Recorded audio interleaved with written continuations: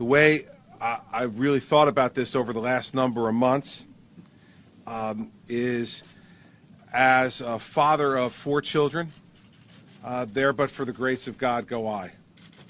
And drug abuse and addiction is a disease, and it can happen to any one of us from anywhere in this state.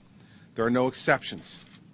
And it is not uncommon for many of us to know a family member, a friend, a neighbor, someone else close to us who has struggled with addiction. And if we have the ability to prevent a loss, to prevent an unthinkable tragedy, by providing the tools for people to help save their own lives, then I believe we should be involved.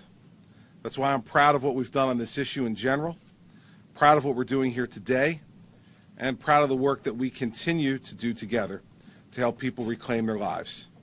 You've heard me say before that the country's war on drugs has been a dismal failure. The warehousing of low-level drug offenders and the failure to treat drug abuse to end the revolving door of offenders who simply commit new small crimes or larger ones to feed their addiction is just unacceptable.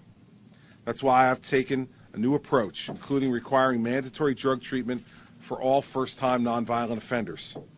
And in that same vein, with that same philosophy in mind, that's what we're doing here again today, and once again in a bipartisan way. Presently, there are no immunities whatsoever offered to overdose victims or those who are violating the law while attempting to assist an overdose victim. While it's critically important that criminal and civil immunity be granted carefully and sparingly, this reworked and expanded law fits perfectly with my philosophy that no life is dispensable and that drug abuse must be treated, not simply punished.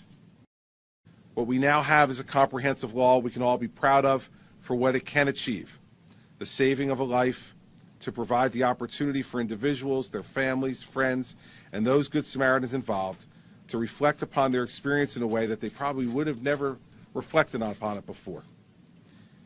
A life saved from drug abuse can be a life restored. Families can be spared the anguish of loss, a loss that could have been prevented. The action we take here today achieves these most laudable goals for individuals and for our society as a whole.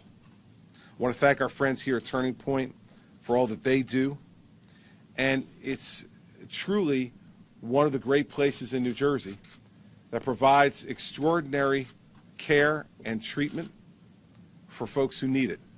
And I appreciate Manny and all the great people here who I've gotten to briefly meet today for helping people who really are in need of help and want to be saved.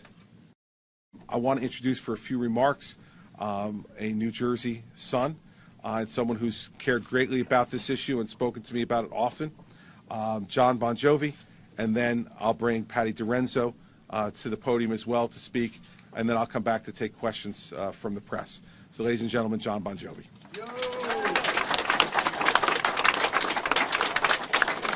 Thank you. I just briefly wanted to thank Governor Christie and the members of the New Jersey legislature for reconsidering their position on this important issue that will truly affect the lives of many across our state and also affect many of the families of those across our state. Today's a great day, and again, I want to thank you all for coming, and I hope that Governor Christie's actions here will cause other states to stand up and to pay attention and also to follow in his footsteps. So thank you all very much. Thank you, John. Thank you.